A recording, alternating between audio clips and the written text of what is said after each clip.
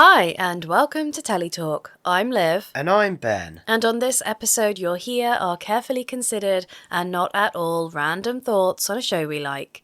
There will be spoilers. We're giving ourselves an age rating of 15 and above, but you're welcome to make up your own mind. Listener discretion is advised.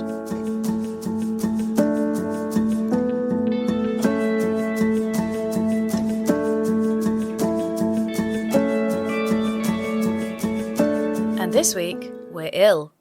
A little bit, yeah. I'm sure I sound deep and husky and mysterious. Yes.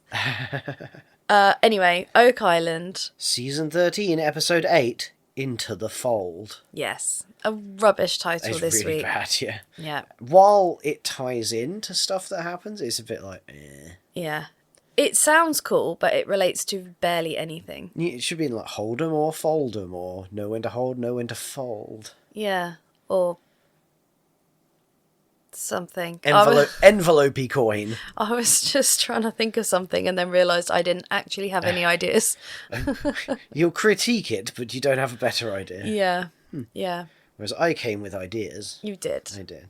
Well, we'll jump straight into, traditionally, the money pit drilling for this episode. Do you remember what happened in the money pit drilling, Liv? No. Correct, nothing. Yet again, essentially, it was drill hole 9.25, so 0.25 distance difference to the last one. Is that all it is? Yes. Wow. Yeah, I noticed it was right next to a big old rusty caisson. They measure these in feet, don't they? Yeah, so it was a quarter of a foot. Quarter of a foot, wow. So they're drilling near the chapel shaft, aiming for the collapse zone. The collapse zone. Because we talked about the chapel shaft the other week, didn't we? Yeah. And you were like, no, they've forgotten all about that. That's the chapel vault. Right, but the chapel vault was at the bottom of the chapel shaft.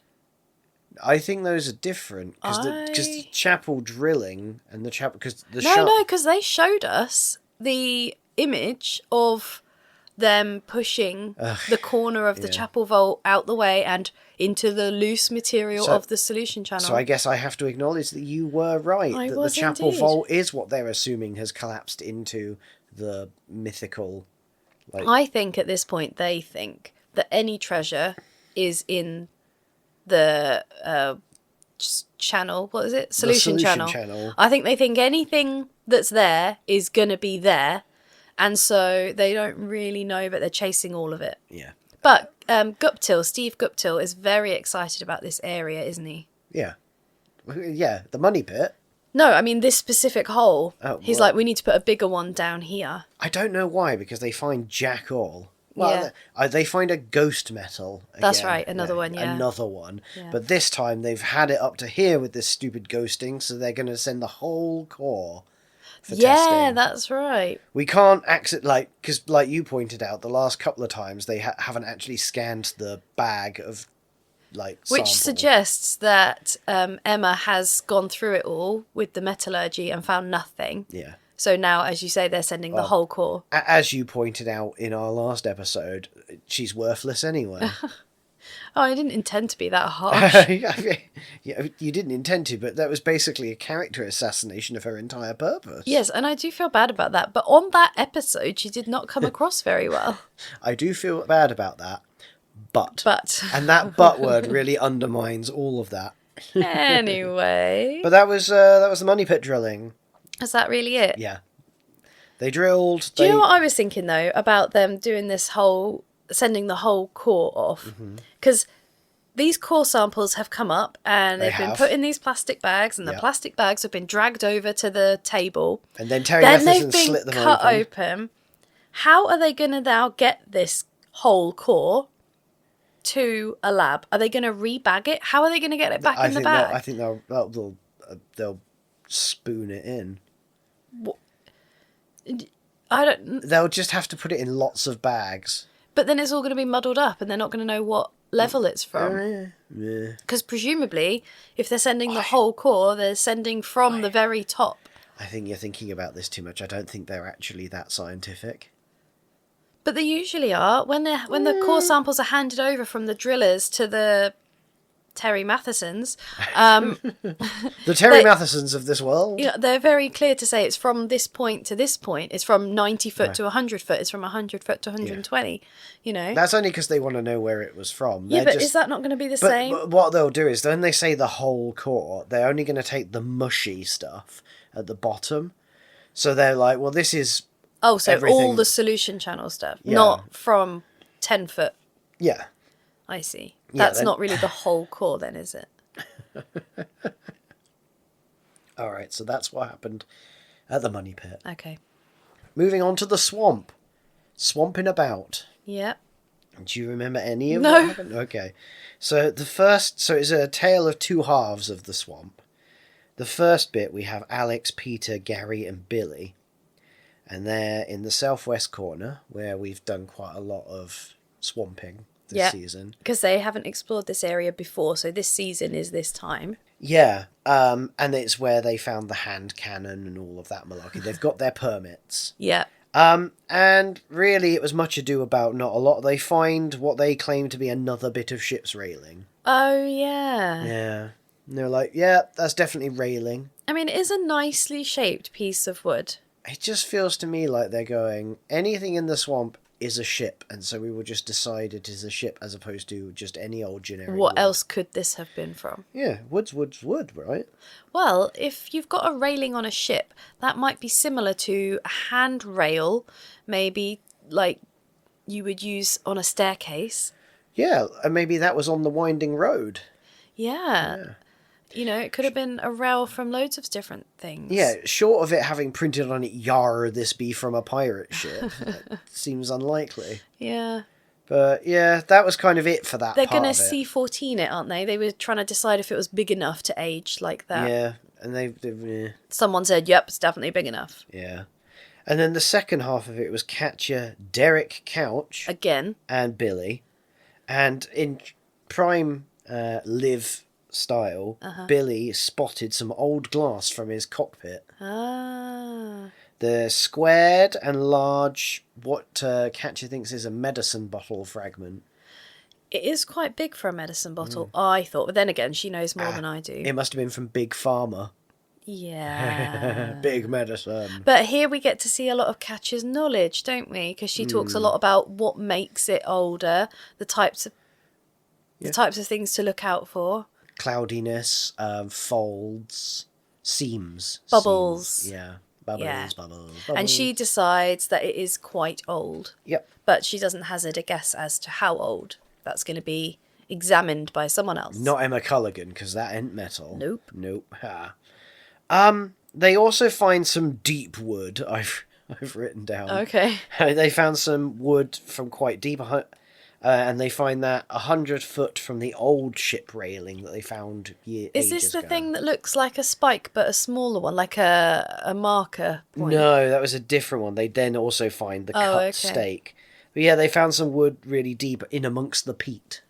Oh, and they summoned the Spooner. I was going to say, yeah, Dr. Ian Spooner was in this He episode. poofs into existence, go, let's test the peat. Yep. Which I thought was quite good. I didn't realise, even though we have lots of peat in this country, I didn't realise that peat was literally made from the plants. Yeah, well, we got a fabulous new animation for it, didn't we? Lots of grass just keeling over and going black and everything. Yeah. I found it amusing because it sounded all a bit homoerotic because they spent most of their time talking about they were going to date the peat. Right. Imagine if it was someone called Pete. They were going to date it. Right. Okay, I think that might just be you. Might just be me. Well, you know. Oh, yeah, that's fine. We'll just leave that there. So yeah, again, like they're focused on ship's railings and spiky wood. But yeah, because they were talking about like the wood was found in amongst a layer that was the peat and the topsoil from before it was a swamp. Mm. So they're like, that'll tell us when it was constructed. Yeah, actually, that would be nice to know. It would be. And Ian Spooner said it, so trust. Okay. Don't you think? I think that you think. Right. The problem is, I have this feeling that anyone that's on Oak Island is sort of tarnished by association. Well, that's very rude. It is very rude. Well, what? Not like Emma Culligan's chops. What, she just had a bad week and it might have been her edit. It might have been. So, there's that. You made me go and watch her glancing off at the... I did. It was right towards the end of the episode, wasn't it? The last sort of 10 minutes. It took so long to skim through that episode to find it. But she really was having a laugh with someone. Yeah. Living her best life. Yeah. Yeah. You don't want to take it too serious. It's not a serious thing. Yeah, I just hope she wasn't making fun of Finetti. Oh, was it Finetti? Oh, yeah, because Finetti was warbling on, He was talking about something, yeah. The problem is, Peter Finetti, he doesn't sound very authoritative. No, and he often just repeats what someone else has already said. Mm-hmm.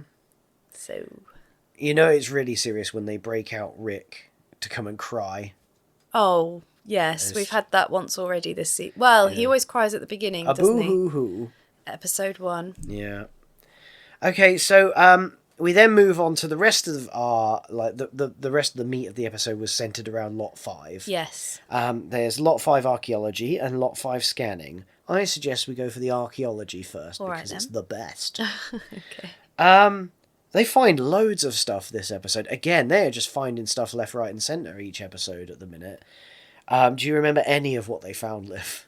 I feel like there might have been some pottery. Okay, yes, they found a small creamware shard. Yeah, it was tiny, like the size of a fingernail. Not quite a seed bead. No. So was it an Aquafresh bead? What? No. Did they find a bead at all? No beads. Right, no just beads. the size of a seed bead. Yeah. And then they found some pearlware dated from around 1775.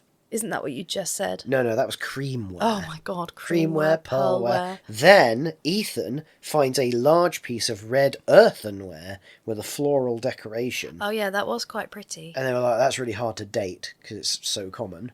Yeah, and it was from a long period in time. It was made for like 50 or 60 years or something. Yeah. They found loads of pottery of various sizes and denominations. Yeah.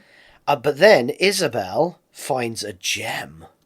And she's very excited. Yes. Which is a bit of a shame because it's a paste one. It's a dark coloured gem. And it's very similar to the other gem that they found. Yeah, and it is made of pretend paste. Glass. Yeah, faux glass. But yeah, it's dark and mysterious. Yeah. And it's quite interesting that it's called a diamante. And it's black, don't you know, because of its manganese and calcium content. Yes, and it had tin round the edge because Laird said this could still tell us a lot. For example, if the metals around it are gold or silver, that's going to be amazing. They're not, they're tin. So there are still metals around it, which means it would have been encased in jewellery of some sort. Set, wasn't it? Yeah, and again, the team were like, oh, okay, so that's cool. This would have been valuable. And he said, yes, at the time, this would have been valuable. Not now. Inferring no value now. This reminded me of the seed bead thing, and I'm thinking maybe that all the treasure is worthless. And I read something recently about...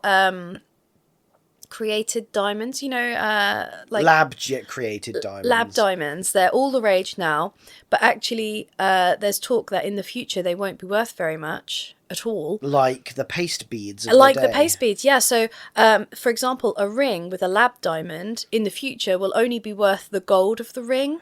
The diamond itself probably won't be worth anything. And I thought, oh my goodness, that's so interesting. And it kind of links into this. Yeah, because they talk about like the process for making these diamantes was developed in the early mid-1700s in France. Yeah.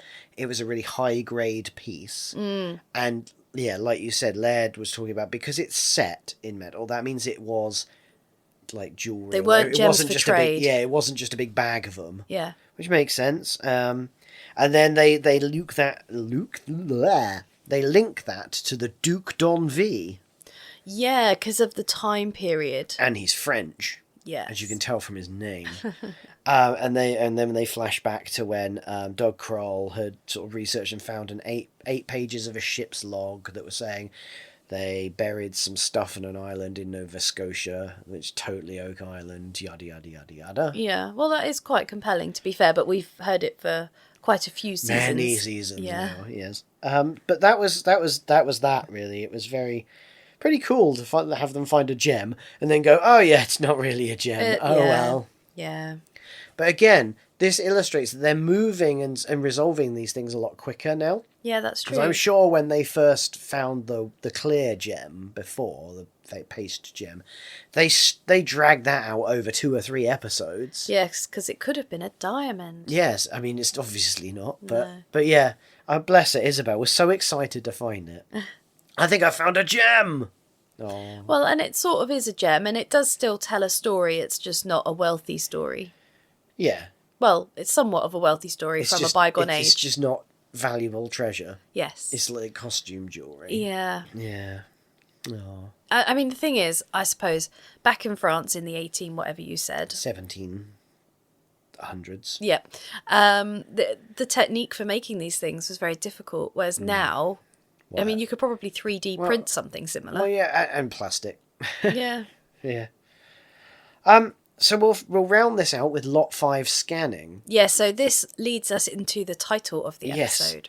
Gary and Rick, the dream team, the scanning dream team. Yeah, they often find stuff, don't they? As soon as you see it being Rick and Gary, like, oh, there's going to be something significant here. And they do find a thing. So they're scanning the stone feature spoils, so all of the spoils from the archaeological digs. Yes. And they find a cuff button, a teeny tiny cuff button. Yeah. And Gary's very excited. And then there's a second ding, and Gary declares that it is not a nail. That's not going to be a nail. Yeah. And I was like, oh, please be a nail. That'd be really funny. But it wasn't. No, he knows his stuff. Yep, it's a folded copper coin. Yeah, because not Ricky. Well done. Rick looks at it and he's like, whoa, what is that? It looks like an envelope. It did look like a little ornamental envelope. Yeah. My friend had one of those on a necklace, and then it had an actual letter inside it. Oh. Yeah. Maybe that's what it was. It reminded me of that, yeah. And then Gary was like, I know exactly what that is. And I thought, oh, that's intriguing. How? What? What is it? He's like, I found loads of them in Europe. Yeah. And they're talismans against bad luck. They are. They are literally a folded coin. Yeah. You'd have to go somewhere to fold a coin, though. We just heat it up a bit, I suppose. And what? You say that as if it would be really, you just heat it up and then Have you ever pliers. been to Jorvik, the Jorvik Centre? No.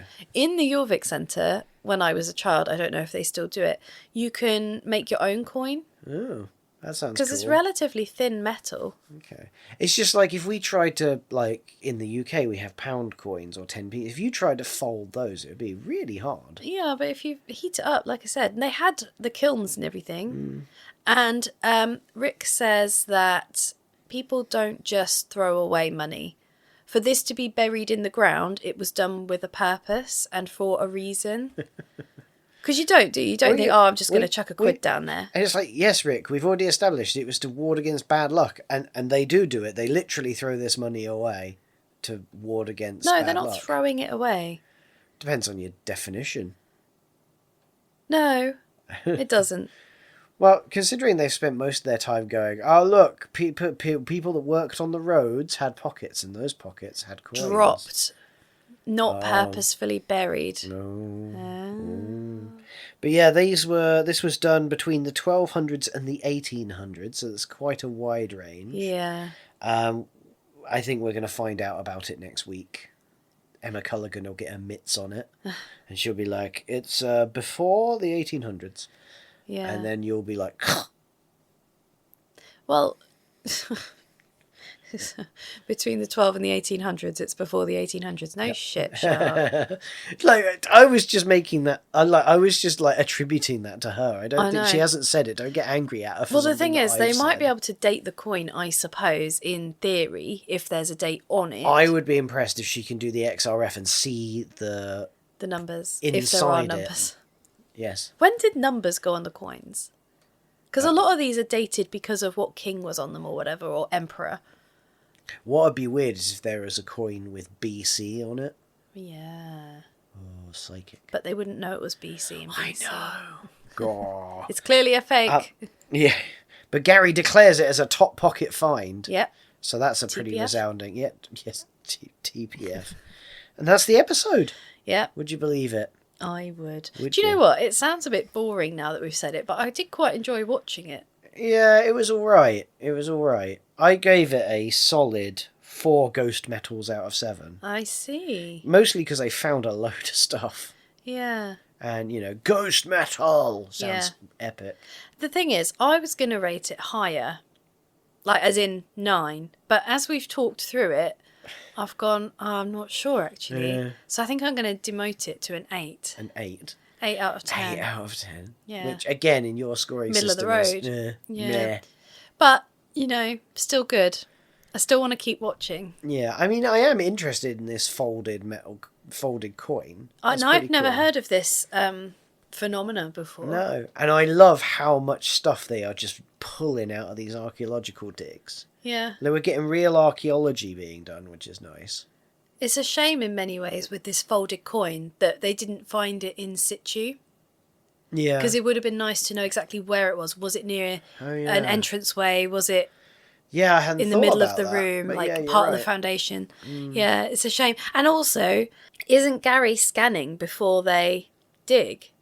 Apparently not. Because that would be good. Well, we've already established that what they do is they bring in the plough. And then they don't scan where the plough's ploughed, as we saw. Yeah. So, I think we've solved it. Have we? Or did you just say words? That's how you solve things, No. Don't start saying that just saying words isn't good enough. That's undermining the whole premise of what we're doing. What I mean is that I don't think you made much sense there. It's always good to hear that from your wife. And on that note, I think that's all, folks. Yeah. Thank you so much for listening. We'll see you next week. Bye. Toodle.